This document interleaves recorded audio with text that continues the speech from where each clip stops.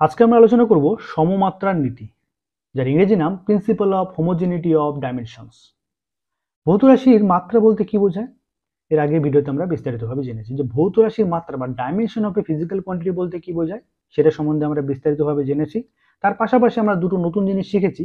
একটা হচ্ছে মাত্রীয় সংকেত, যার ইংরেজি নাম ডাইমেনশনাল ফর্মুলা, আর একটা হচ্ছে মাত্রীয় সমীকরণ, যার ইংরেজি নাম হচ্ছে ডাইমেনশনাল ইকুয়েশন। কি এই মাত্রীয় সংকেত, কি এই মাত্রীয় সমীকরণ, এগুলো নিয়ে আমরা এর আগের ভিডিওতে অর্থাৎ ভৌত রাশির মাত্রার যে আলোচনার ভিডিওটা রয়েছে সেটা নিয়ে সেখানে আমরা বিস্তারিতভাবে জেনেছি। তো সেগুলো নিয়ে আমরা এখন বিস্তারিত আলোচনা করছি না। যারা ভিডিওটাকে দেখোনি তারা অবশ্যই একবার ভিডিওটাকে দেখে নিও, কারণ এই প্রসঙ্গগুলো এখন বারবার উঠে আসবে এবং এগুলোকে আমরা সরাসরি ব্যবহার করব। তো কি এই মাত্রীয় সংকেত, কি এই মাত্রীয় সমীকরণ, কি বোঝাচ্ছে এগুলো দ্বারা, বা কিভাবে এগুলোকে লিখতে হয় সেগুলো না জানলে একটু বুঝতে অসুবিধা হবে। ঠিক আছে, তোমরা ভিডিওটিকে অবশ্যই একবার একটু দেখে নিয়ে তারপরে তোমরা এই আজকের আলোচনায় এসো যে সমমাত্রার নীতি বলতে কি বোঝায়। তো আমি একটু ছোট্ট করে রিক্যাপ করে দিই, যারা পড়েছো তাদের একটু সুবিধা হবে, যারা পড়োনি তারা একটু জানতে পারবে। সেটা হচ্ছে ভৌত রাশির মাত্রার এই যে মাত্রীয় সংকেত বা মাত্রীয় সমীকরণ বলতে কি বোঝায়। ধরো আমাদেরকে কোনো একটা ভৌত রাশি দেওয়া রয়েছে, মনে করো বেগ। আমরা জেনে গেছি যে বেগ বলতে কি বোঝায়, সরণ ডিভাইডেড বাই সময়, অর্থাৎ একক সময় কোনো একটা বস্তুর কতটা পরিমাণ সরণ ঘটছে সেটাই হচ্ছে তার বেগের পরিমাপ। তাহলে এই সরণ ডিভাইড বাই সময়, এই জিনিসটাকে রিঅ্যারেঞ্জ করে আমরা এইভাবে লিখতে পারি যে সরণ গুণ সময় টু দি পাওয়ার -1, মানে 1 বাই সময়, এটাকে আমি যদি উপরে লিখি তাহলে সময় টু দি পাওয়ার -1 হয়। এটা আমরা জেনেছি।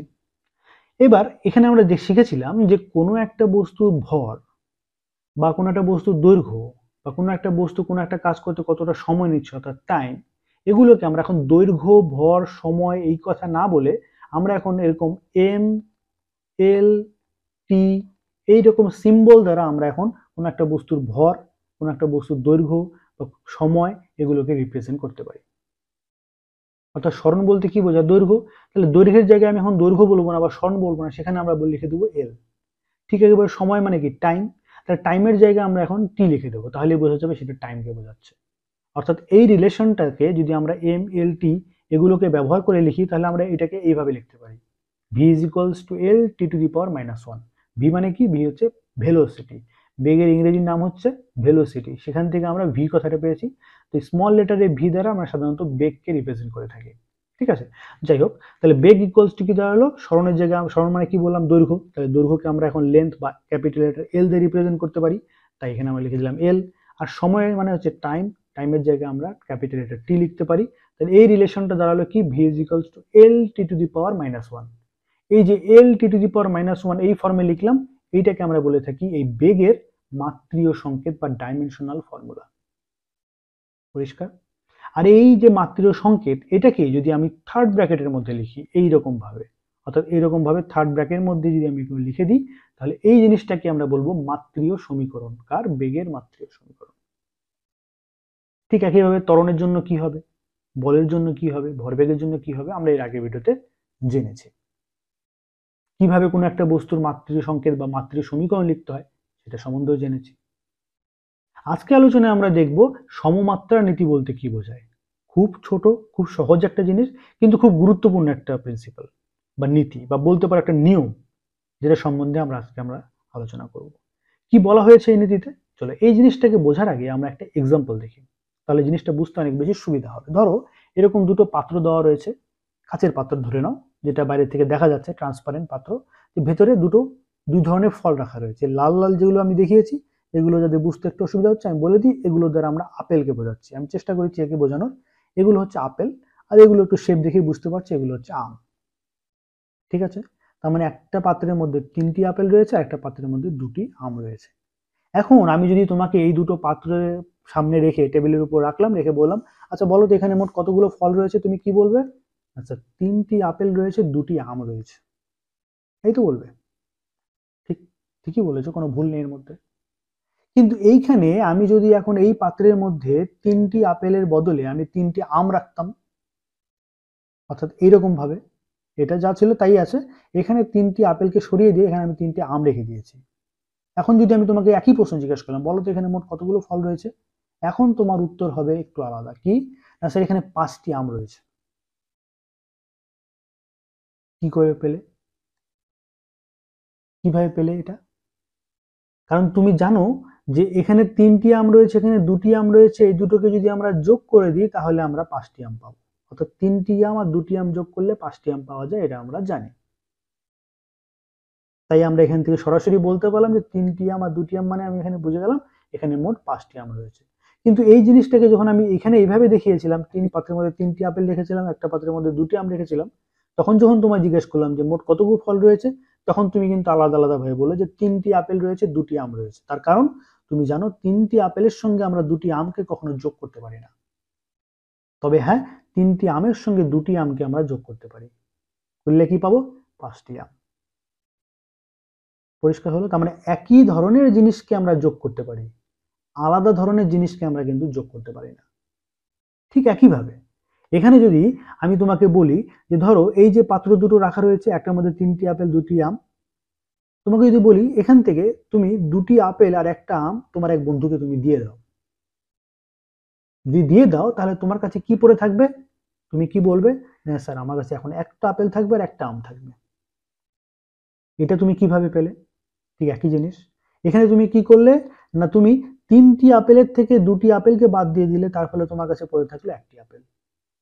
ঠিক একইভাবে 2টি আমের থেকে তুমি একটি আমকে বাদ দিয়ে দিলে, তাই তোমার কাছে পড়ে থাকলো একটি আম। তাই তুমি বললে যে স্যার, এখান থেকে যদি আমি 2টি আপেল আর একটা আম আমার বন্ধুকে দিয়ে দিই, তাহলে আমার কাছে একটি আপেল আর একটি আম থাকবে।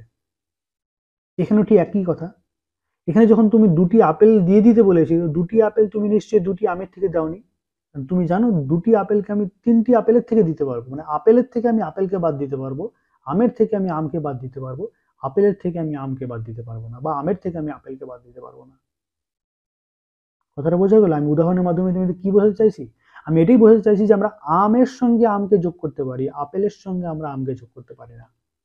ঠিক একইভাবে আমরা আপেলের থেকে আমরা আপেলকে বিয়োগ করতে পারি, আমের থেকে আমরা আমকে বিয়োগ করতে পারি, কিন্তু আমরা আপেলের থেকে আমকে বিয়োগ করতে পারি না। পরিষ্কার? তাহলে এই জিনিসটা থেকে আমরা একটা সিদ্ধান্তে উপনীত হতে পারি। সেটা কি? না, সিদ্ধান্তটা হচ্ছে এই যে সমজাতীয় বা একই প্রকারের জিনিসকে আমরা যোগ বা বিয়োগ করতে পারি। অর্থাৎ আপেলের সঙ্গে আমরা আপেলকে যোগ করতে পারি, বা আপেলের থেকে আমরা আপেলকে বিয়োগ করতে পারি, বা আমের সঙ্গে আমরা আমকে যোগ করতে পারি, বা আমের থেকে আমরা আমকে বিয়োগ করতে পারি। পরিষ্কার? এই আলোচনাটুকুর মাধ্যমে আশা করি এই জিনিসটা তোমাদেরকে আমি বোঝাতে পারলাম। এখন তো আমরা আলোচনা করছি ভৌত রাশি নিয়ে, তাহলে ভৌত রাশির ক্ষেত্রে এই জিনিসটাকে আমরা কিভাবে কাজে লাগাতে পারি, বা ভৌত রাশির ক্ষেত্রে এই জিনিসটাকে আমরা কি বলতে পারি? ভৌত রাশির ক্ষেত্রে বলা যায় এরকম যে ভৌত রাশির যোগ বা বিয়োগ তখনই করতে পারবো যখন তাদের মাত্রা সমান হবে। বুঝা গেল? তাহলে আমরা নর্মালি কি বললাম যে দুটো একই ধরনের জিনিস হলে পরে তাদেরকে আমরা যোগ করতে পারবো, আর ভৌত রাশির ক্ষেত্রে তাদের যদি মাত্রা সমান হয় তাহলে আমরা তাদেরকে যোগ করতে পারবো বা বিয়োগ করতে পারবো। ধরো তোমাদের একটা উদাহরণ দিই। ধরো তোমাকে আমি বললাম এ, বি এবং সি তিনটে হচ্ছে আলাদা আলাদা ভৌত রাশি, তিনটি ভৌত রাশি। তাহলে তাদের মধ্যে রিলেশন রয়েছে কিরকম? A plus B is equals to C. ঠিক আছে? তাহলে A plus B is equals to C, এই যে রিলেশনটা লিখলাম এটা কিন্তু একটা সঠিক রিলেশন, মানে এই তাদের মধ্যে এই সম্পর্কটা রয়েছে। তাহলে এ যদি একটা ভৌত রাশি হয়, বি যদি একটা ভৌত রাশি হয়, সিও যদি একটা ভৌত রাশি হয়, তাহলে তাদের ক্ষেত্রে আমরা একটা কনক্লুশন লিখতে পারি এইরকম যে এ ও বি কে আমরা তখনই যোগ করতে পারবো যখন তাদের মাত্রা সমান হবে। ঠিক আছে? কারণ এর আগে আমরা দেখলাম যখন আমরা মাত্রা সম্বন্ধে শিখলাম, ভৌত রাশির মাত্রার যে আলোচনা রয়েছে, সেখানে আমরা কি দেখেছি যে মাত্রা ধরে নাও, আমি ধরে নিলাম এই যে একটা ভৌত রাশি, ধরো এটা বেগ, তাহলে বেগের ক্ষেত্রে মাত্রা সংখ্যাটা কি হবে? এল টি টু দি পাওয়ার -1। তাহলে এই সিদ্ধান্ত অনুযায়ী আমরা বলতে পারি এর মাত্রীয় সংখ্যা যদি এল T to the power minus হয়, তাহলে বি এর মাত্রীয় সংখ্যা তো আমাদের এল টি টু দি পাওয়ার -1ই হতে হবে। তা না হলে আমরা এ এবং বি কে যোগ করতে পারবো না। অর্থাৎ এ এবং বি কে তখনই যোগ করতে পারবো যখন তাদের মাত্রা সমান হবে, বা তাদের মাত্রীয় সংকেতটা সমান হবে। পরিষ্কার? প্রথম সিদ্ধান্তটা কি বলা হয়েছে ভৌত রাশির ক্ষেত্রে। দ্বিতীয় সিদ্ধান্ততে বলা হয়েছে নাকি এ ও বি এর মাত্রা যা হবে সি এর মাত্রাও তাই হবে।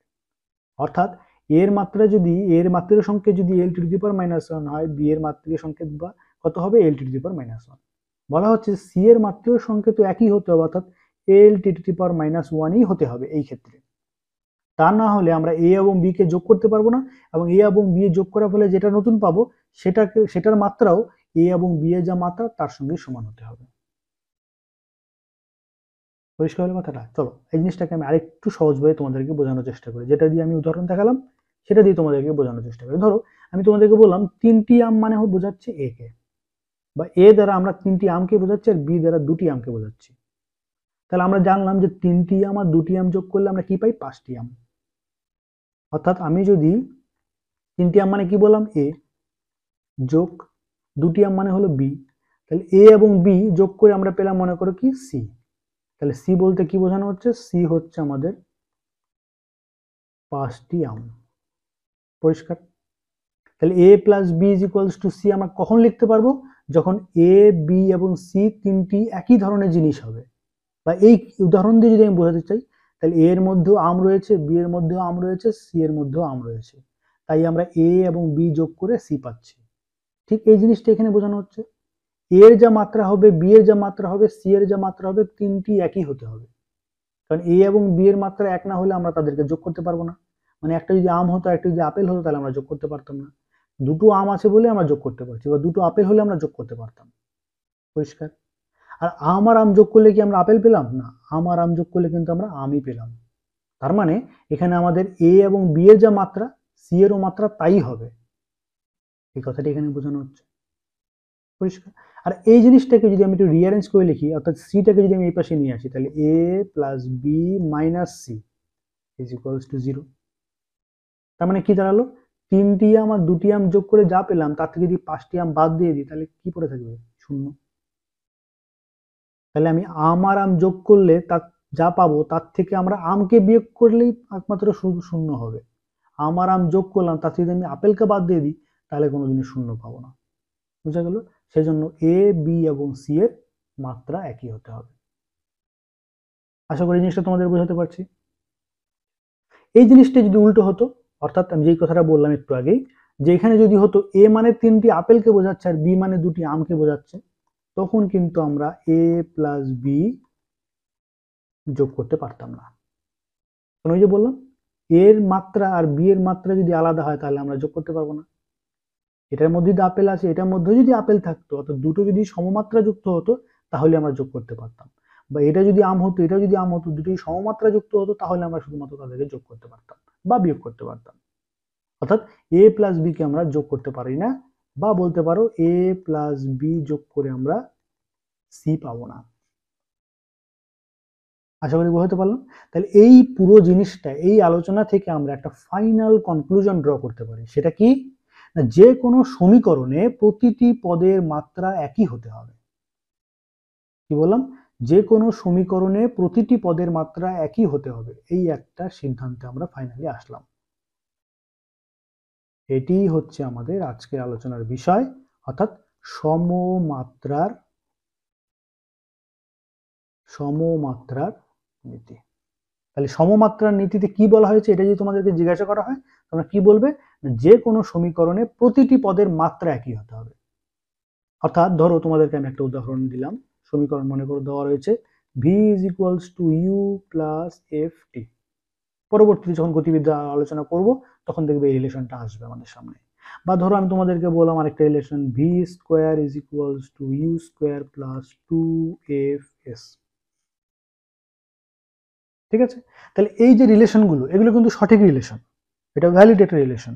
তাহলে এই রিলেশনটা যদি সঠিক হয়, তাহলে এর যা মাত্রা হবে, এর যা মাত্রা হবে এবং এর যা মাত্রা হবে, তিনটেকে সমান হতে হবে।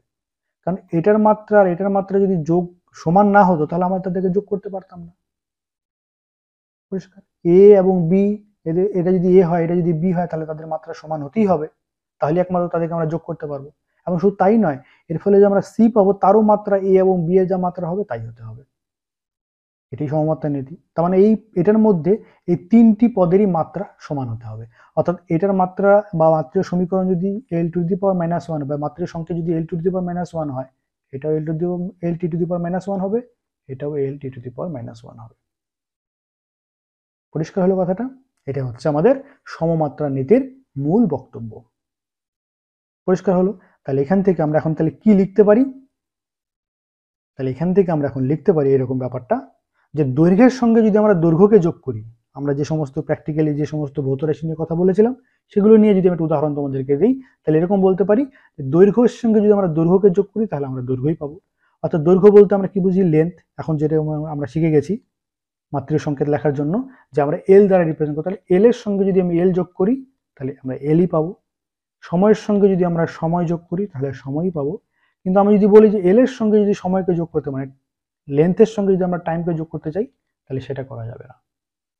ঠিক একইভাবে যদি আমি দৈর্ঘ্যের থেকে দৈর্ঘ্যকে বিয়োগ করি তাহলে দৈর্ঘ্যই পাবো, সময়ের থেকে যদি আমি সময়কে বিয়োগ করি তাহলে আমরা সময়ই পাবো। কিন্তু যদি আমি বলতে যাই যে দৈর্ঘ্যের থেকে আমরা সময়কে বিয়োগ করব, সেটা পারবো না।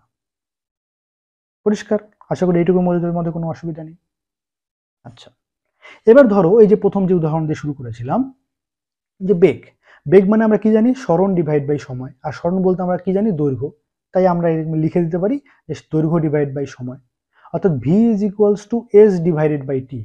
মানে এই রিলেশনটাকে এইভাবে কথা দিয়ে না লিখে আমরা এরকম ভাবে সিম্বলিক্যালি লিখতে পারি। এটা কিন্তু মাতৃভাবে লেখা হচ্ছে না, কারণ মাতৃভাবে লিখতে গেলে আমাদের এই দৈর্ঘ্য বোঝানোর জন্য এল লিখতে হতো, আর টাইম বোঝানোর জন্য ক্যাপিটাল লেটার টি বোঝাতে হতো। এটা হচ্ছে তার সমীকরণ। ঠিক আছে, আমরা যদি সিম্বলিক্যালি এই জিনিসটাকে বোঝাতে চাই, এই জিনিসটাকে, তাহলে আমরা এইভাবে লিখতে পারি V is equals to S divided by T. আচ্ছা, এই রিলেশনটাকে অর্থাৎ বেগ ইকুয়ালস টু সরণ ডিভাইড বাই সময়, এটাকে আমরা আরেকভাবে লিখতে পারি। সরণ ইকুয়ালস টু এই সময়টাকে যদি আমি এই পেশে নিয়ে যাই তাহলে সরণ ইকুয়ালস টু বেগ গুণ সময়, অর্থাৎ আমরা এটাকে এইভাবে লিখতে পারি সরণ ইকুয়ালস টু বেগ গুণ সময়। অর্থাৎ এটাকে যদি রিঅ্যারেঞ্জ করে লিখি তাহলে S is equals to V into T, অর্থাৎ টিটাকে আমি এই পেশে নিয়ে গেলাম, তাহলে আমরা কি বললাম? S is equals to V into T. দেখো এই ক্ষেত্রে কি হচ্ছে, এস, এস বলতে কি বোঝানো হচ্ছে? এস হচ্ছে দৈর্ঘ্য বা লেন্থ। তাহলে এক্ষেত্রে এটাকে যদি আমি লিখি, এটাকে যদি আমি লিখলে এইভাবে পাবো না? V is equals to actually L divided by T, এরকম হচ্ছে। দেখো এস এর যা মাত্রা আর টি এর যা মাত্রা, দুটো এস এবং টি দুটো কিন্তু আলাদা আলাদা জিনিস, সুতরাং তাদের মাত্রাও আলাদা আলাদা। অর্থাৎ একটা দৈর্ঘ্যকে বোঝাচ্ছে আর একটা সময়কে বোঝাচ্ছে। তাহলে দুটোর মাত্রা আলাদা হওয়া সত্ত্বেও এদেরকে কিন্তু আমরা ভাগ করতে পারছি। বা এই জিনিসটা এক্ষেত্রে যদি বলি তাহলে এল ইজ ইকুয়ালস টু, এটাকে যদি আমি লিখি ভি, ভি মানে আসলে কি বোঝানো হচ্ছে? ভি মানে আমরা জানি এল T to the power -1, R T মানে তো হচ্ছে টি। তাহলে দেখো এটা একটা আলাদা জিনিস, এটা একটা আলাদা জিনিস, অর্থাৎ এর পুরো মাত্রাটা আলাদা, এর পুরো মাত্রাটা আলাদা, বা এটা এক ধরনের জিনিস, এটা আরেক ধরনের জিনিস, অথচ এদেরকে আমরা দেখো গুণ করতে পারছি। বা এটা আলাদা জিনিস, এটা আলাদা জিনিস, অথচ তাদেরকে আমরা ভাগ করতে পারছি। যোগের ক্ষেত্রে কিন্তু এই জিনিসটা করা যাচ্ছিল না। যোগের ক্ষেত্রে বা বিয়োগের ক্ষেত্রে শুধুমাত্র একই ধরনের জিনিসকে আমরা যোগ করতে পারছিলাম, মানে এল এর সঙ্গে আমরা এল কেই যোগ করতে পারবো, টি এর সঙ্গে টি কে যোগ করতে পারবো, কিন্তু এল এর সঙ্গে টি কে যোগ করতে পারবো না। ঠিক কিভাবে এল এর সঙ্গে এল বিয়োগ করতে পারবো, বা এল এর থেকে টি বিয়োগ করতে পারবো, কিন্তু এল এর থেকে আমরা টি বিয়োগ করতে পারবো না। কিন্তু এখানে দেখো একটা জিনিস হচ্ছে কি, এল এবং টি দুটো আলাদা জিনিস হওয়া সত্ত্বেও তাদেরকে আমরা ভাগ করতে পারছি, বা এই জিনিসটা আলাদা হওয়া সত্ত্বেও তাদেরকে আমরা গুণ করতে পারছি। অর্থাৎ এখান থেকে আমরা আরেকটা কনক্লুশন ড্র করতে পারি। সেটা কি না, যে কোনো ভৌত রাশিকে একই, মানে ভৌত রাশি সেটা একই হতে পারে বা ভিন্ন হতে পারে, ভিন্ন মাত্রাযুক্ত হতে পারে, যে কোনো ভৌত রাশিকে একই বা ভিন্ন মাত্রাযুক্ত রাশি দ্বারা গুণ বা ভাগ করা যেতে পারে, তবে তাদের সংখ্যাগত মান বা ম্যাগনিটিউড যোগ বা বিয়োগ কেবলমাত্র তখনই করা যেতে পারে যখন তাদের মাত্রা সমান হবে। কি বললাম? কথাটা আরেকবার পড়ি, বোঝার ব্যাপার আছে কিন্তু। যে কোনো ভৌত রাশিকে একই বা ভিন্ন মাত্রাযুক্ত রাশি দ্বারা গুণ বা ভাগ করা যেতে পারে, তবে তাদের সংখ্যাগত মান যোগ বা বিয়োগ কেবলমাত্র তখনই করা যেতে পারে যখন তাদের মাত্রা সমান হবে। অর্থাৎ যেই কথাটা একটু আগে বললাম এই কথাটি এখানে আমি আবার লিখে দিলাম, যে দুটো আলাদা জিনিস তাদের মাত্রা আলাদা হতে পারে, যদি মাত্রা আলাদা হয় বা একইও যদি হয়। ধর আমি তোমাদের একটা উদাহরণ দিই, যে আমরা যখন ইলাস্টিসিটি পড়বো, স্থিতিস্থাপকতা নিয়ে আলোচনা করবো, ইলাস্টিসিটিতে আমরা একটা রাশি পাবো, সেটা কি না স্ট্রেন, স্ট্রেন বলে একটা রাশি পাবো, যেকে আমরা বলে থাকি বিকৃতি।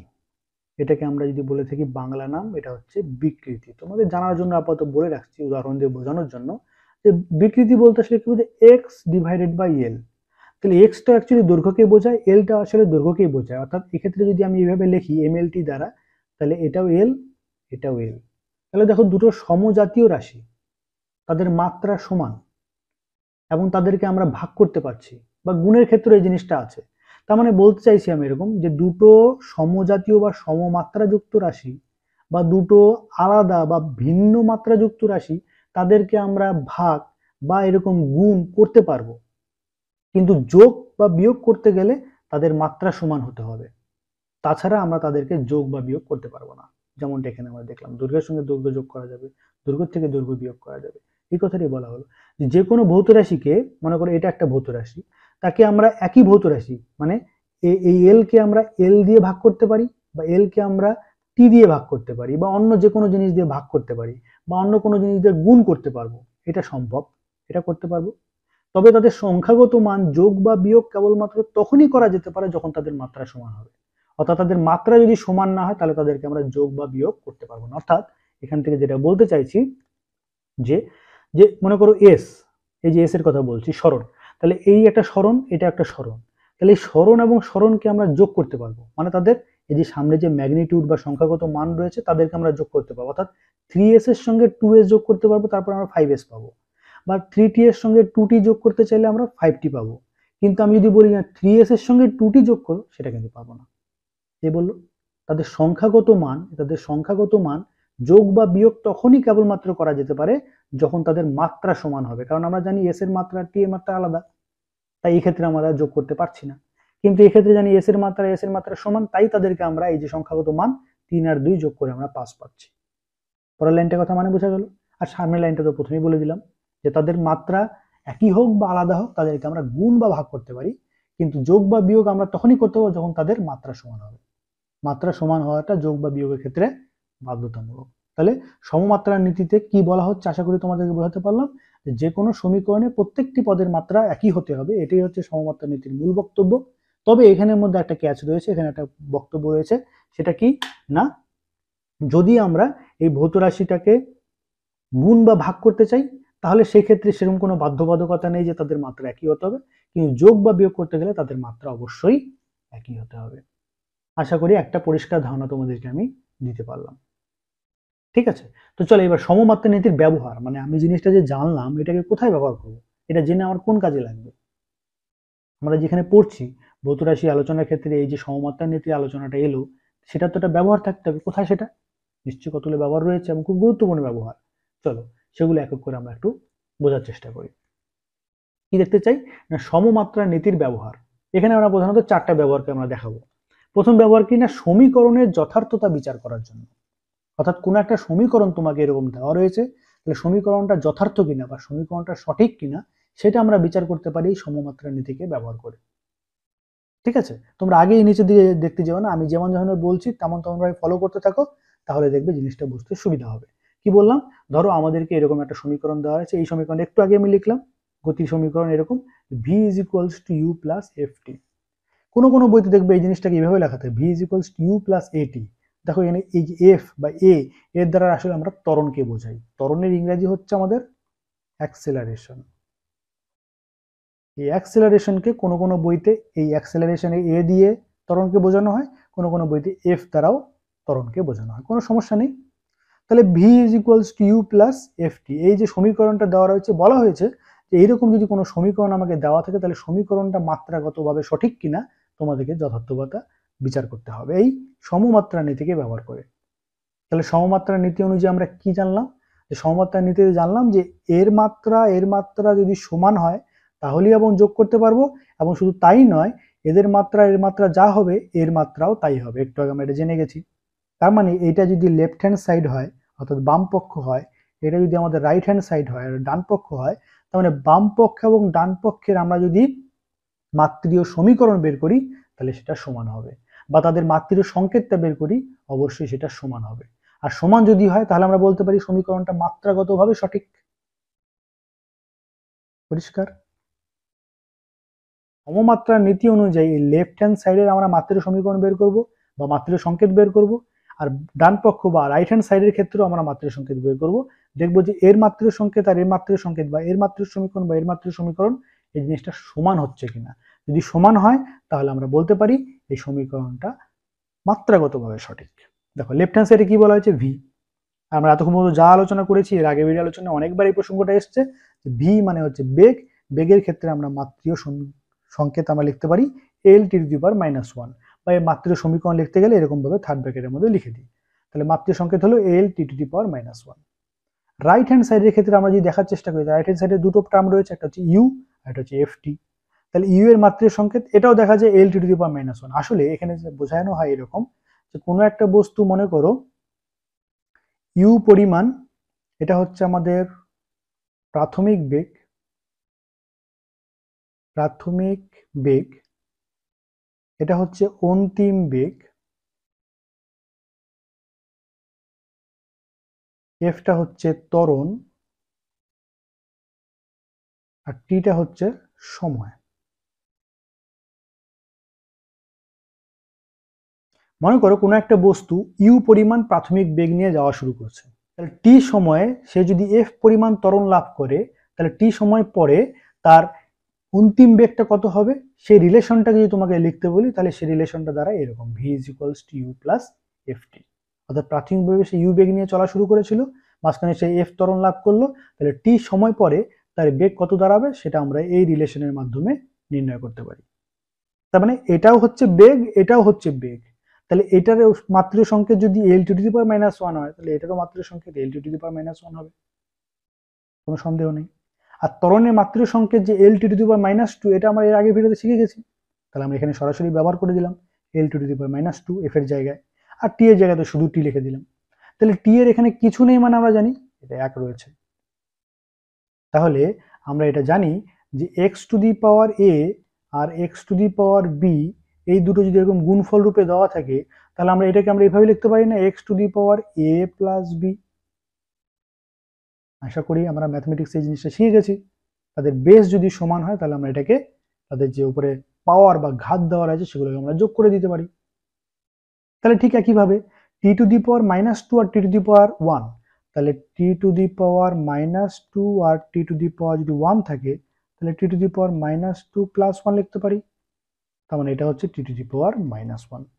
তো এখানে দেখো L T to the power minus one লেখা হলো। তাহলে দেখা যাচ্ছে লেফট হ্যান্ড সাইডে আমরা কি পেলাম, L T to the power minus one, আর রাইট হ্যান্ড সাইডেও আমরা L to the power minus one, L to the power minus one হয়ে গেল।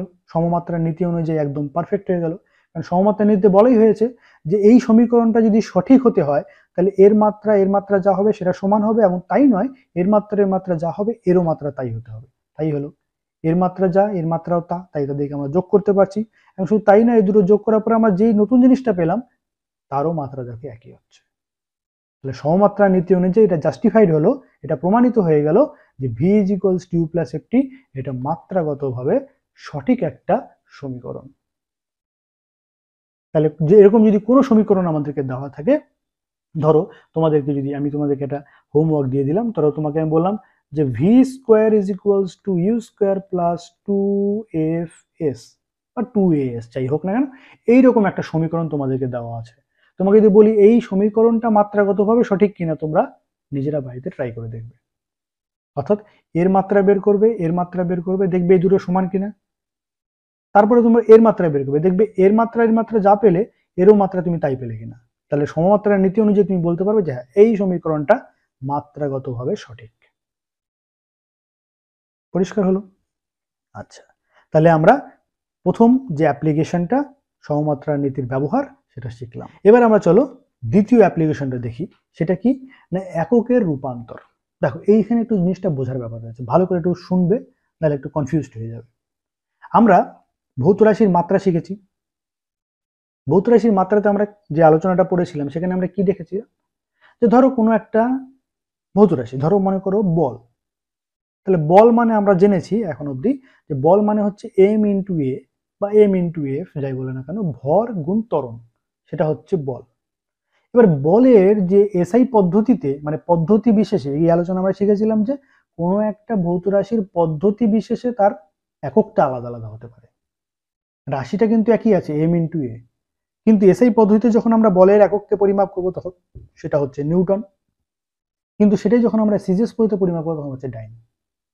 ঠিক যেমনটা ভৌত রাশির ক্ষেত্রে আমরা শিখেছিলাম যে কখনো আমরা পাচ্ছি এসআই পদ্ধতিতে দৈর্ঘ্যের একক হচ্ছে মিটার, আবার কখনো কখনো সেটাকে যখন আমরা সিজিএস পদ্ধতিতে পরিমাপ করছি সেই দৈর্ঘ্যেরই একক হয়ে যাচ্ছে সেন্টিমিটার। এবার আমরা জেনেছি যে 1 মিটার মানে হচ্ছে 100 সেন্টিমিটার, তাহলে 1 মিটার, এই মিটার এবং সেন্টিমিটারের মধ্যে রিলেশন কি না, 1 মিটার মানে বোঝায় 100 সেন্টিমিটার। তাহলে এই জিনিসটাই তোমাদেরকে যদি আমি বলি যে তাহলে এই বলের দুটো আমরা একক পেয়েছি, একটা হচ্ছে নিউটন, একটা হচ্ছে ডাইন, তাহলে তোমাদেরকে যদি প্রশ্ন করি যে 1 নিউটন 1 নিউটন মানে কত ডাইন? প্রশ্নটা বুঝতে পারলে? 1 মিটার মানে কত সেন্টিমিটার হয় এটা আমরা জানি। দৈর্ঘ্যের একক হচ্ছে এসআই পদ্ধতিতে মিটার আর সিজিএস পদ্ধতিতে সেন্টিমিটার। ঠিক একইভাবে বলের একক এসআই পদ্ধতিতে হচ্ছে নিউটন আর সিজিএস পদ্ধতি হচ্ছে ডাইন। এখন তোমাকে যদি বলি 1 নিউটন মানে কত ডাইন, কিভাবে বের করতে পারবে? এই সমমাত্রা নীতিকে ব্যবহার করে আমরা এই জিনিসটাকে বের করতে পারি যে 1 নিউটন মানে কত ডাইন হয়। তার কারণ কি আমরা জানি সমমাত্রা নীতিতে বলা হয়েছে যে কোনো সমীকরণে প্রতিটি পদের মাত্রা একই হতে হবে। অর্থাৎ এই যে বল একটা ভৌত রাশি, এর এসআই পদ্ধতিতে একক একটা রয়েছে, সিজিএস পদ্ধতিতে একক আলাদা হয়েছে, কিন্তু এসআই পদ্ধতি হোক আর সিজিএস পদ্ধতি হোক দুই পদ্ধতিতেই কিন্তু তার মাত্রাটা সমান হবে। এমন হবে না যে নিউটন যখন এসআই পদ্ধতিতে আমরা পরিমাপ করছি সেই ক্ষেত্রে বলের যে মাত্রা বা মাত্রীয় সংকেত সেটা যা হবে, সিজিএস পদ্ধতিতে আমরা যদি পরিমাপ করতে চাই তাহলে তার মাত্রীয় সংকেত আলাদা হবে, তা কিন্তু হবে না। অর্থাৎ তাদের মাত্রাগতভাবে এই রিলেশনটা এসআই পদ্ধতিতেও যা হবে সিএস পদ্ধতিতেও তাই হবে। অর্থাৎ same for SI and CGS system. অর্থাৎ এসআই পদ্ধতিতে পরিমাপ করা আর সিজিএস পদ্ধতিতে পরিমাপ করানো এই বলের যে আমাদের মাত্রীয় সমীকরণ সেটা কিন্তু সবসময় এরকমই থাকবে। পরিষ্কার হলো কথাটা? আচ্ছা, এটা একটু উপর দিকে তুলি। আচ্ছা, এবার এই জিনিসটাকেই আমরা এখন একটু বোঝার চেষ্টা করি। দেখো, এসআই পদ্ধতিতে যখন আমরা পরিমাপ করলাম তখন এর একক কি দাঁড়ালো? নিউটন। তাহলে এসআই পদ্ধতিতে এম বলতে কি বোঝায়? ভর। তাহলে এসআই পদ্ধতিতে ভরের একক কি? কেজি। দৈর্ঘ্যের একক কি? মিটার। সময়ের একক কি? সেকেন্ড। ঠিক একইভাবে সিজিএস পদ্ধতিতে আমরা যদি বের করি, সিজিএস পদ্ধতিতে আর এফ এর একক কিন্তু আর নিউটন থাকছে না, সেটা হয়ে যাচ্ছে ডাইন। তাহলে এসআই সিজিএস পদ্ধতিতে যদি আমরা এটা হিসাব করতে চাই তাহলে এফ এর একক হয়ে যাচ্ছে ডাইন, এম এর একক হচ্ছে গ্রাম, এল এর একক হচ্ছে সেন্টিমিটার আর টি এর একক হচ্ছে সেকেন্ড। হলো পরিষ্কার? তার মানে আমি যদি বলি 1 নিউটন মানে কত, তার মানে 1 নিউটন মানে হচ্ছে 1 কেজি গুণ 1 metre into 1 second to the power -2। ঠিক একইভাবে আমি যদি 1 ডাইন বলি তার মানে 1 gram into 1 centimetre into 1 second to the power -2। এরকম ভাবে আমরা লিখতে পারি। এইখানে একটা কনফিউশন অনেকের হতে পারে। কনফিউশনটা কি? এই জিনিসটাকে তোমরা কিন্তু সব সময় মনে রাখবে। রিমেম্বার,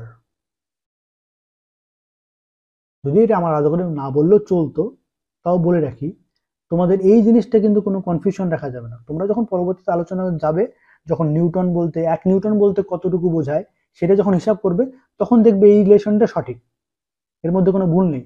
কিন্তু এখন যদি তোমরা অনেকে ভাবো যে 1 নিউটন মানে যদি 1 KG into 1 centimetre into 1 second to the power -2 হয়, তাহলে আমি যদি বলি 3 নিউটন মানে কত হবে, তাহলে 3 নিউটন মানে কি 3 কেজি গুণ 3 মিটার গুণ 3 সেকেন্ড টু দি পাওয়ার -2 হবে? এটা কিন্তু একদম ভুল কথা, এইরকম কখনো হয় না। কথা বুঝে গেল? কিন্তু তুমি 1 নিউটন বলতে কত তার সংজ্ঞা যখন পরিমাপ করতে যাবে তখন দেখবে এই জিনিসটা সঠিক। কিন্তু এর মানে এই নয় যে 1 নিউটন মানে যদি 1 কেজি 1 মিটার 1 সেকেন্ড হয় তাহলে 2 নিউটন মানে হচ্ছে 2 কেজি 2 মিটার 2 সেকেন্ড, তা কিন্তু নয়। যাই হোক, এই জিনিসটা নিয়ে আলোচনা করতে চাইছি না এখানে, এটা বলতে গেলে অনেক কিছু বলা হয়ে যাবে। আমাদের মূল বিষয় যেটা সেটার মধ্যে আমরা সীমাবদ্ধ থাকি। খালি তোমাদের এই জিনিসটা বোঝানোর জন্য বা তোমাদেরকে এটা মনে রাখার জন্য আমি বলে রাখলাম যে এটার মানে যদি এটা হয় তার মানে কিন্তু এটা হয় না। ঠিক আছে? তাহলে 1 নিউটন মানে হচ্ছে এটা, 1 ডাইন মানে হচ্ছে, তাহলে আমি 1 নিউটনকে যদি 1 ডাইন দিয়ে ভাগ করে দিই তাহলে আমরা এরকম ভাবে লিখতে পারি, কোনো সমস্যা নেই। আবার আমরা জেনে গেছি যে 1 কেজি মানে আসলে 1000 গ্রাম। শিখেছিলাম না মেট্রিক পদ্ধতিতে যে গ্রাম থেকে কিলোগ্রাম যেতে কি করতে হয় বা মিলিগ্রাম যেতে কি করতে হয়, মেট্রিক পদ্ধতি ব্যবহার করে তোমাদের শিখিয়েছিলাম। তাহলে 1 কেজি মানে হচ্ছে 1000 গ্রাম আর 1 মিটার মানে হচ্ছে 100 সেন্টিমিটার। তাহলে গ্রাম গ্রাম ক্যান্সেল আউট হয়ে গেল, সেন্টিমিটার সেন্টিমিটার ক্যান্সেল আউট হয়ে গেল। আমার কাছে কি হয়ে গেল 1000 ইন্টু 100। 1000 মানে হচ্ছে 10 টু দি পাওয়ার 3, 100 মানে 10 টু দি পাওয়ার 2। তাই এটাকে আমি একটু আগে বললাম যে X to the power A আর X to the power B, এটাকে আমি লিখতে পারি X to the power A plus B. তাহলে এখানে আমি 10 to the power 3 into 10 to the power 2, এটাকে আমি লিখতে পারি 10 টু দি পাওয়ার 5। তাহলে 1 নিউটন বাই 1 ডাইন মানে হচ্ছে 10 টু দি পাওয়ার 5। তাহলে 1 ডাইনকে যদি আমি উল্টো দিকে নিয়ে যাই তাহলে এটাকে আমি লিখতে পারি না 1 নিউটন মানে হচ্ছে 10 টু দি পাওয়ার 5 ডাইন। বেরিয়ে গেল এই যে 1 নিউটন মানে কত ডাইন? 10⁵ কিভাবে পেলাম? ভৌত রাশির মাত্রার এই যে সমমাত্রার নীতি, যে সেই জিনিসটাকে ব্যবহার করে আমরা এখান থেকে বের করতে পারি যে এককের রূপান্তর, অর্থাৎ একটা একক থেকে আরেকটা এককে যেতে গেলে আমরা এই সমমাত্রার নীতিকে ব্যবহার করতে পারি। তাহলে 1 নিউটন মানে কত ডাইন হবে সেটা আমরা সমমাত্রার নীতির সাহায্যে খুব সহজেই নির্ণয় করতে পারি। বোঝা গেল দ্বিতীয় অ্যাপ্লিকেশনটা কি? এবার চলো তৃতীয় অ্যাপ্লিকেশনটা কি সেটা একটু আমরা দেখি। কি বলা হচ্ছে না, বিভিন্ন প্রাকৃতিক রাশির মধ্যে সঠিক সম্পর্ক নির্ণয়। বোঝার চেষ্টা করো। ধরো তোমাদেরকে এরকম একটা রিলেশন দিয়ে দিলাম, ঠিক আছে? এরকম কোন একটা সমীকরণ দিয়ে দিলাম, f = m to the power a, v to the power b, r to the power c, যেখানে কিনা a, b এবং c এরা হচ্ছে ধ্রুবক বা কনস্ট্যান্ট। আমাদেরকে a, b এবং c এর মান কত সেটা বের করতে হবে। f টা কি বলছে? f হচ্ছে বল, m হচ্ছে ভর, v মান হচ্ছে ভেলোসিটি বা বেগ, r মান হচ্ছে রেডিয়াস বা ব্যাসার্ধ। এখন জিনিসগুলো বুঝতে একটু অসুবিধা হতে পারে, কিন্তু পরবর্তীতে যখন এটাকে ব্যবহার করবে তখন দেখবে অনেক বেশি সুবিধা মনে হবে, অনেক বেশি সহজ মনে হবে, অনেক সহজেই তোমরা জিনিসটাকে বুঝতে পারবে। তো এখনো তোমরা বুঝতে কোনো অসুবিধা নেই। এফটা আমি কি বললাম? এফটা হচ্ছে আমাদের বল বা ফোর্স, ঠিক আছে? তাহলে এইবার আমরা এখানে সমমাত্রা নীতি ব্যবহার করে দেখব যে এই এ, বি এবং সি এর ভ্যালু কত সেটা আমরা এখান থেকে নির্ণয় করব। কিভাবে? তা আমরা যদি এটাকে মাত্রীয় সমীকরণ হিসেবে লিখতে চাই, তা আমরা বলেছি থার্ড ব্র্যাকেটের মধ্যে লিখতে হয়, এরকম ভাবে মাত্রীয় সমীকরণ লিখতে হয়। তাহলে f = m v r, এরকম ভাবে মাত্রীয় সংকেত হিসাবে মাত্রীয় সমীকরণ হিসেবে লিখলাম। তাহলে m এর জায়গায় আমরা এখন কি লিখতে পারি? ক্যাপিটাল M, কারণ ভরকে আমরা ক্যাপিটাল M দ্বারা রিপ্রেজেন্ট করি, বেগকে আমরা l⁻⁻1 দ্বারা রিপ্রেজেন্ট করি, আমরা এখন শিখে গেছি। আর মানে হচ্ছে ব্যাসার্ধ, ব্যাসার্ধ আসলে একটা দৈর্ঘ্যকেই বোঝাচ্ছে, তাহলে সেই ক্ষেত্রে আমরা এটাকে l দ্বারা রিপ্রেজেন্ট করতে পারি। আর বলের ক্ষেত্রে যেটা হয় ml⁻², আশা করি এটা তোমাদের এখন বুঝতে অসুবিধা নেই, তাহলে এটা আমরা লিখতে পারি ডাইরেক্ট ml⁻², ঠিক আছে? কারণ আমরা জানি কি বল মানে হচ্ছে ভর গুণ ত্বরণ, ভরের জন্য আমরা m লিখি, আর ত্বরণের জন্য আমরা এর আগের ভিডিওতে শিখে গেছি সেটা কত হয় l⁻², তাই এখানে আমরা ডাইরেক্ট লিখে দিলাম ml⁻²। আচ্ছা, এইবার এর আগের ভিডিওতে, অর্থাৎ যেই জন্য আমরা দেখো এই কথাটা একটু বারবার বলতে হচ্ছে আমাকে, যে ভৌত রাশির মাত্রা অর্থাৎ এর আগের ভিডিও যেটা রয়েছে সেটা তোমাদেরকে দেখতে আমি এই জন্যই বলেছিলাম, কারণ ওখানে আমরা অনেক কিছু এমন শিখে এসেছি যেটা ক্ষেত্রে আমরা সরাসরি ব্যবহার করছি। সেজন্য আমি প্রথমেই তোমাদেরকে এটা বলে দিয়েছিলাম যে তোমরা ভৌত রাশির মাত্রার যে ভিডিওটা রয়েছে সেটা অবশ্যই একবার দেখে নিও। সেখানে আমরা মাত্রীয় সংকেত কিভাবে নির্ণয় করতে হয় স্টেপ বাই স্টেপ তোমাদের শিখিয়েছিলাম। সেখানে আমি তোমাদের কি বলেছিলাম, যে এইরকম ভাবে আমাদেরকে ml/t দ্বারা লিখতে হয়।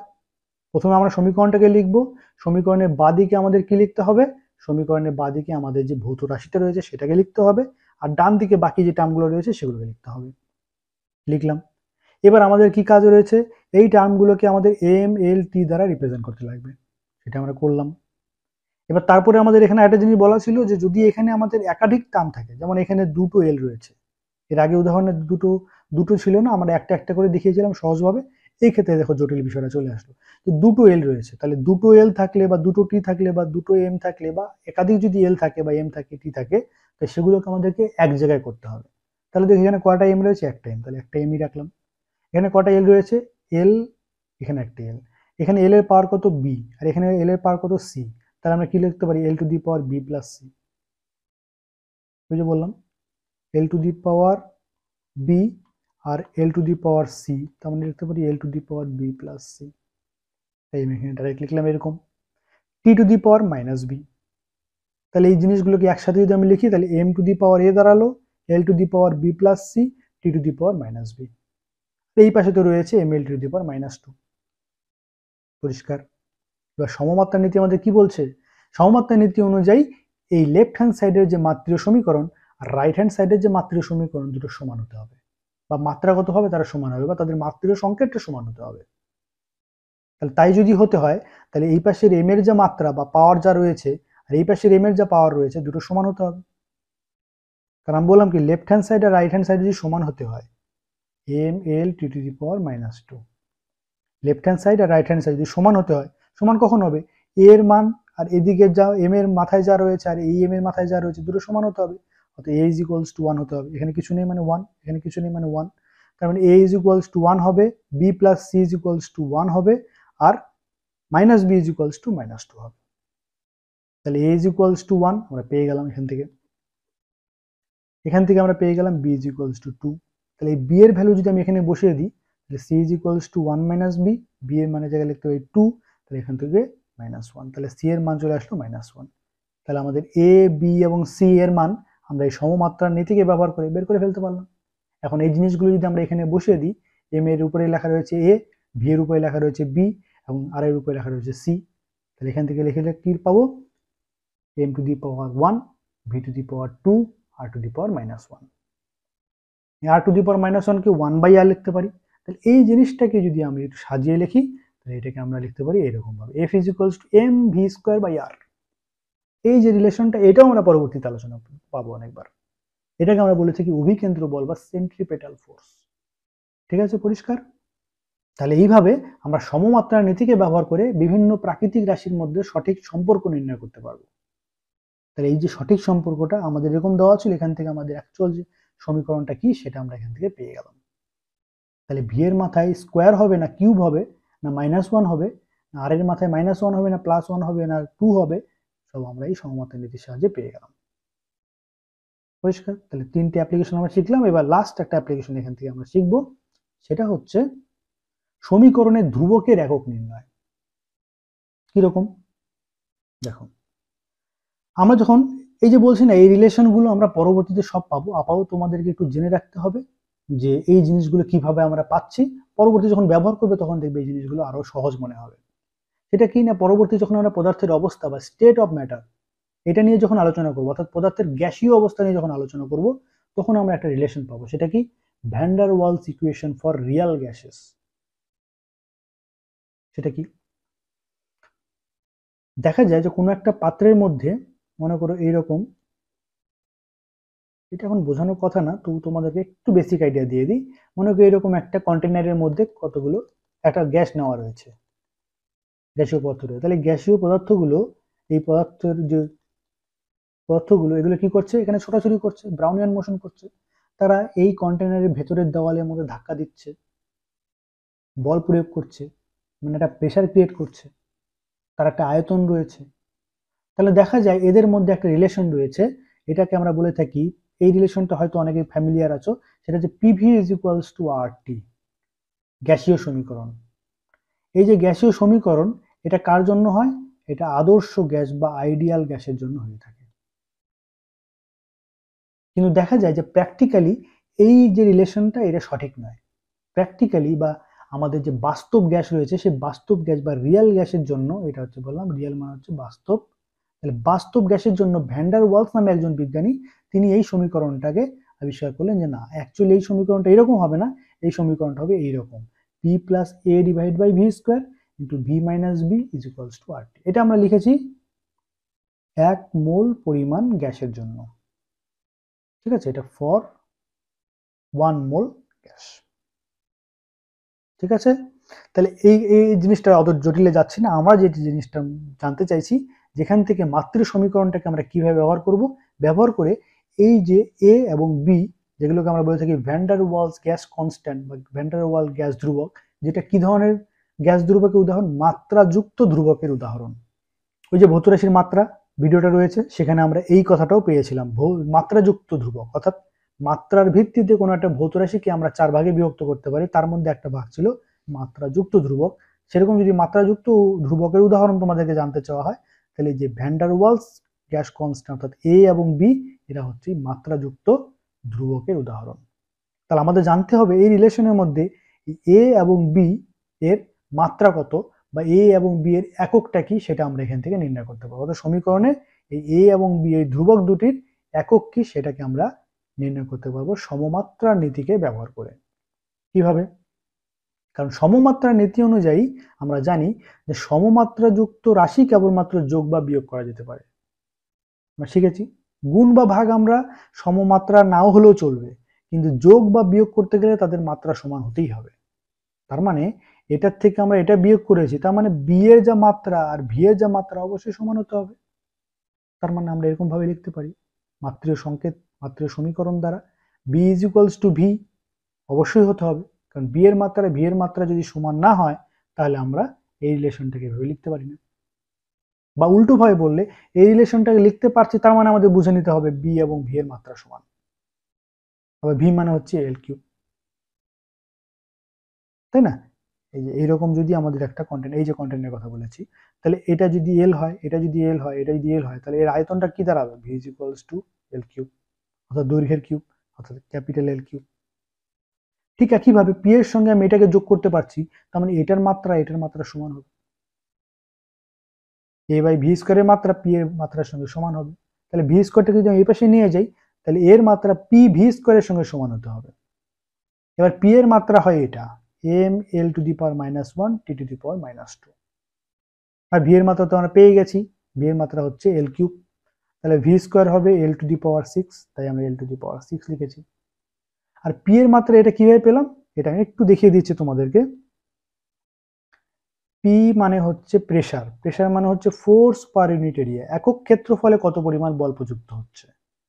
এবার একক ক্ষেত্রফলের জন্য এই যে আমরা এফ, এফ মানে হচ্ছে বল, বলের জন্য আমরা শিখে গেছি M L T to the power, এই যে M L T to the power minus two.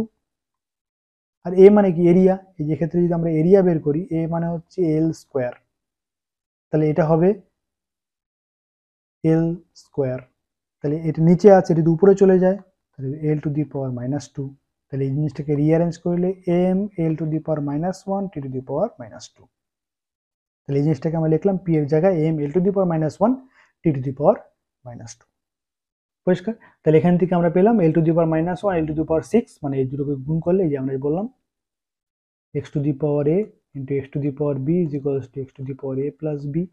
L to the power minus one আর সিক্স, মানে মাইনাস ওয়ান আর প্লাস সিক্স যোগ করলে কি পাবো? প্লাস ফাইভ, এই যে ফাইভ লিখলাম।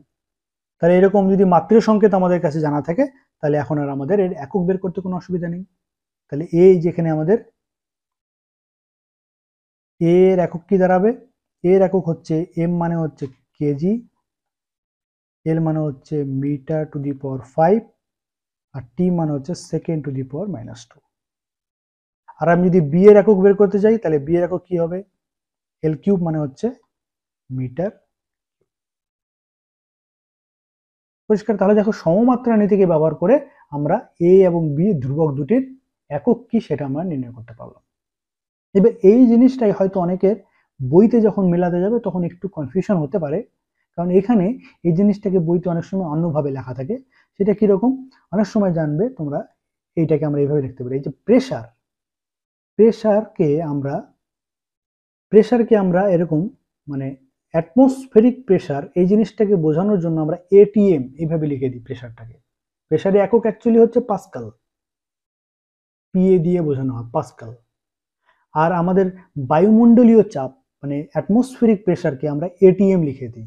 সেখানে এক এটিএম মানে হচ্ছে 1,01,325 পাস্কাল। ঠিক আছে? তা এই জিনিসটা আমি এত ডিটেলসে যাচ্ছি না। তো এই পি কে আমরা এরকম অ্যাটমসফেরিক মানে বায়ুমণ্ডলীয় চাপ বোঝানোর জন্য এটিএম দিয়ে লিখে থাকি, আর আয়তন ভি কে আমরা এরকম লিটার লিখে থাকি, এল কিউব না লিখে বা মিটার কিউব না লিখে 1 লিটার বলতে পারি। তাহলে এইভাবে যদি আমরা এটাকে লিখতে যাই, তাহলে এটাকে আমরা এরকম ভাবে লিখতে পারি, এটা হচ্ছে লিটার, আর এটাকে আমরা লিখতে পারি, এই যে পি এর একক কি বললাম, পি এর একক হচ্ছে এটিএম, আর ভি এর একক কি? লিটার, তাহলে এটিএম লিটার স্কোয়ার। তোমাদের বইতে এরকমও লেখা থাকে এটিএম লিটার স্কোয়ার। পরিষ্কার? তার মধ্যে একটু কনফিউশন অনেকের রয়েছে, দেখবে অনেকের ক্ষেত্রে এই জিনিসটার মধ্যেও একটু কনফিউশন তৈরি হবে, কারণ এই যে van der Waals gas equation আমরা লিখেছি, এটা হচ্ছে 1 মোল গ্যাসের জন্য। যদি আমাদেরকে n মোল পরিমাণ গ্যাস দেওয়া থাকতো, তখন আমাদের এই সমীকরণটা হতো এইরকম, p plus n square a divided by V square V minus n b equals to n R T. এইটা হচ্ছে actual van der Waals gas equation for n mole gas. আমরা যদি 1 মোল পরিমাণ গ্যাস লিখি তখন এটা এরকম হয়, আর n মোল পরিমাণ গ্যাসের জন্য এই সমীকরণটা হচ্ছে এটা। আমি এখানে অনেক কিছু আননেসেসারি বোঝাচ্ছি, কারণ এই জিনিসটা তোমাদের যাতে বইয়ের সঙ্গে যখন তোমরা মেলাতে যাবে তখন যেন কোনো কনফিউশন না হয়, এই জন্য আমি তোমাদেরকে এই জিনিসটা একটু বুঝিয়ে দিচ্ছি। তাহলে এই ক্ষেত্রে আমাদের এই জায়গাটাতে অ্যাকচুয়ালি কি লেখা উচিত, V is equals to B এর জায়গায় আমাদের এখানে লেখা উচিত ছিল V is equals to N B. তাহলে এটা আমাদের নিচে চলে আসতো, এটাকে এনটাকে যদি আমি এই পাশে নিয়ে আসতাম তাহলে এখানে একটা 1/n হতো। তাহলে এনটা কি বললাম, মোল। তাহলে এই ক্ষেত্রে আমাদের বি এর এককটা দাঁড়াতো litre mole to the power -1, এরকম ভাবে লিখতে হতো। আর এই ক্ষেত্রে আমাদের কি লেখা ছিল, এন স্কোয়ার। তাহলে এন স্কোয়ারটা যদি এখানে চলে আসে তাহলে 1/n স্কোয়ার হতো। তাহলে এক্ষেত্রে হয়ে যেত আমাদের মোল টু দি পাওয়ার -2। পরিষ্কার? তাহলে এ এবং বি এর যে একক সেটা কোনটা হতো, এক্ষেত্রে হতো litre mole to the power -1, আর এর ক্ষেত্রে হতো ATM litre square mole to the power -2। পরিষ্কার? তাহলে এরকম ভাবে আমরা সমমাত্রার নীতিকে ব্যবহার করে সমীকরণের ধ্রুবকের একককেও নির্ণয় করতে পারি। তাহলে সমমাত্রার নীতি কি, আশা করি তোমাদেরকে আমি বোঝাতে পারলাম। সমমাত্রার নীতিকে আমরা কিভাবে ব্যবহার করতে পারি, কোন কোন ক্ষেত্রে কি কিভাবে ব্যবহার করতে পারি, সেগুলো আমরা বিস্তারিতভাবে জানলাম। ঠিক আছে, তাহলে আজকে আলোচনা আমরা এখানে শেষ করছি। সুস্থ থাকো, ভালো থাকো, সঙ্গে থাকো। ধন্যবাদ।